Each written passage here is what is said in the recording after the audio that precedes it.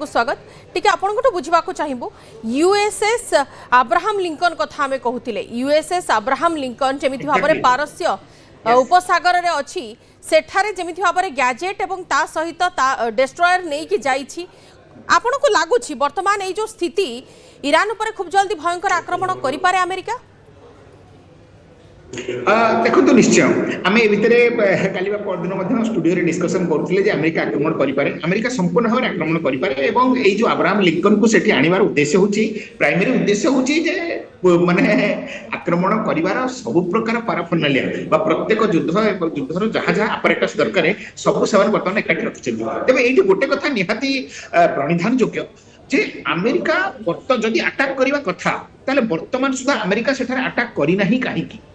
किंतु जदि अमेरिका चाहि थांदा ताले एभली बैटल ग्रुप को सेठर को न पठाई मध्य अमेरिका अटैक करि पारता तार कारण होची जे आमे सेदिन प्रज्ञा सहित बुझुतले जे जेमिति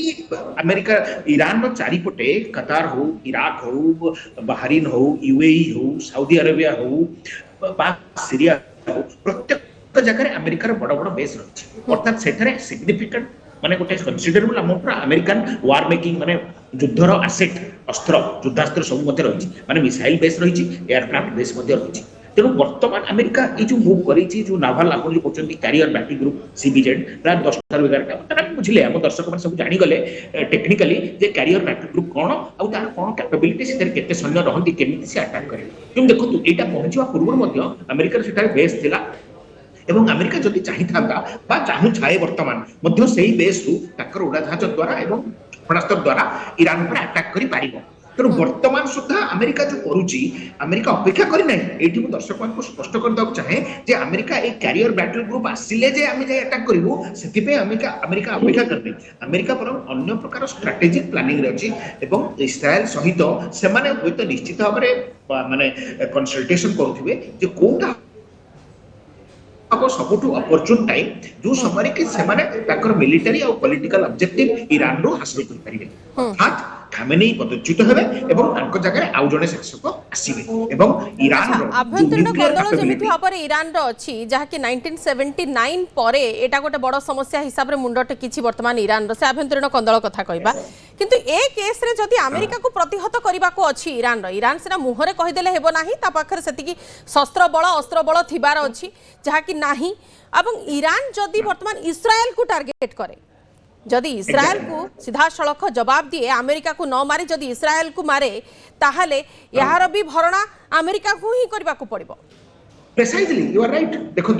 तांकर मुख्य कंसीडरेशन वर्तमान होची जे वर्तमान सुधा मु जो कहि आछी एपरि कि विश्वर अन्य केतेक कमेंटेटर मध्य माने सेमान थारो इनपुट नै करी बा सेहि भली विभिन्न ब्लॉग रो मोर जहा एनालिसिस जे वर्तमान सुधा अमेरिका एवं इस्राएल ईरान ऊपर अटैक एथि पे करि नहंती कारण सेमाने जानंती जदी सेमाने अटैक करंती ताहले ईरान रो निजु को रक्षा करिवार शक्ति आदौ नाही तेणु एभली क्षेत्र में ईरान गोटे अन्य मानक आत्मघाती हम माने जो आक्रमण से भली करिया पे मोटे पछे गली तार कारण हला सेदिन मध्ये स्टूडियो रे कहउतली जे ईरान वर्तमान एभली गोटे डेस्परेट सिचुएशन एंड सेमान का पाखर they have got nothing to lose गोटे लोक संपूर्ण भाव रे आपण जदी नग्न हो जाई छी ताले से अन्य को अटैक करिवारे बा तापर टेका पकड़िबार छेप पकइबारे बा तापर इवन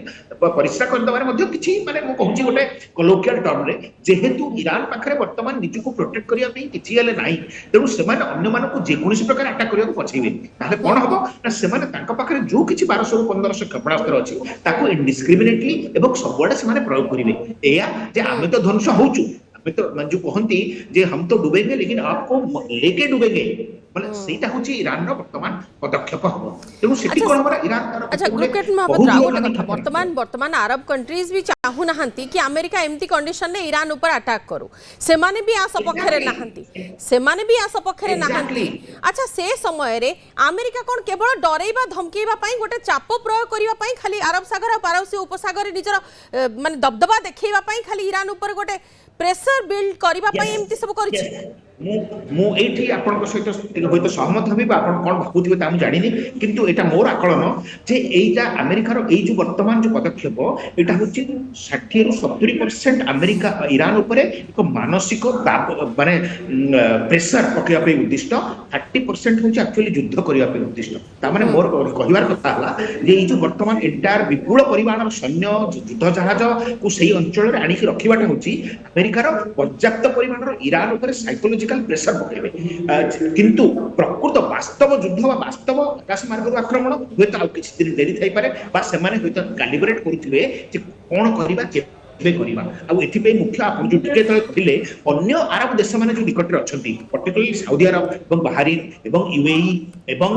ଟୁ ଆନ୍ ଏକ୍ସଟେଣ୍ଟ ଇରାକ, ସେମାନେ ମଧ୍ୟ ଆମେରିକାକୁ ଇନପୁଟ ଦେଇଛନ୍ତି ଯେ ଦେଖ ଯୁଦ୍ଧ ହବ ଇରାନ ଆଉ ଆମେରିକା ଭିତରେ, କିନ୍ତୁ ଇରାନର ଯୋଉ କ୍ଷେପଣାସ୍ତ୍ର ସେମାନେ ଆସିବେ ଏବଂ ଆମ ଦେଶ ଉପରେ ଆଟାକ କରିବେ। ତେଣୁ ଆମ ଦେଶର ଜନସାଧାରଣ ଯୋଉମାନେ କି ଇରାନ ଆଉ ଆମେରିକା ଯୁଦ୍ଧ ସହିତ କୌଣସି ସମ୍ପର୍କ ନାହିଁ, ସେମାନଙ୍କ ଅନନେସେସରି କଥାବାର୍ତ୍ତା ହେବେ। ମାନେ ଅନୁମାନ କରନ୍ତୁ ସାଉଦି ଆରବର କୌଣସି ଏକ ଆସେଟ ଉପରେ ଯଦି ଇରାନ ଇନଡିସ୍କ୍ରିମିନେଟଲି ତାର ଆକ୍ରମଣ करे, ଧରନ୍ତୁ ତୈଳ ଅଏଲ ୱେଲ ହଉ କିମ୍ବା କୌଣସି ବିଲ୍ଡିଂ ହଉ, ଯଦି ଇରାନ ଏଭଳି ଇନଡିସ୍କ୍ରିମିନେଟଲି ଆଟାକ करे ତାହେଲେ ବା ଦୁବାଇ ଉପରେ ଯଦି अच्छा मोहम्मद रेजा पहलवीଙ୍କ ଉପରେ କାହିଁକି କ୍ୟାଲକୁଲେସନ କରି ପାରୁନି ଆମେରିକା, କାହିଁକି ତାଙ୍କ ଉପରେ ଟ୍ରଷ୍ଟ ବିଲ୍ଡ କରି ପାରୁନି? It is a very good question. It's a very good question. देखो मोहम्मद रेजा साहब पहले भी बहुत छोट थिले, जो समय 1979 मसीह ताकर बापा अमेरिका को पळै जायतिले, परवर्ती काल में मृत्यु होले। वर्तमान एते वर्ष भितरे 79 रु आरंभ करी आपण देखंतु एटा 26 जनवरी अर्थात प्राय 47 वर्ष हला से एबे ईरान आसे। तो ईरान रो जनसाधारण सहित ताकर जो कनेक्ट सेटा नाही। तो अमेरिका हुए तो चाहिए जने राजा हिसाब से पदानसीन कर दे पारे, किंतु तांको प्रति ईरान एते बड़ पॉपुलेशन जो माने कि जदियो नियति से पदासीन हैला परे अमेरिका को मानिबे किबा अमेरिकार मनोभाव को नै कि चालिबे सेथिरे टिके डाउट रही वर्तमान डोनाल्ड ट्रम्प कर, सेथि पई हुए तो से प्रेशर बिल्ड करिकि ए सिचुएशन को टिके हैंडल करबा को चाहूछंती, सिचुएशन को देखिबे तापर जाय कि जहा गोटे स्टेप नेबे। नियति बहुत बहुत धन्यवाद ग्रुप कैप्टन नमस्ते आलोचना रे भाग नै थिबारु।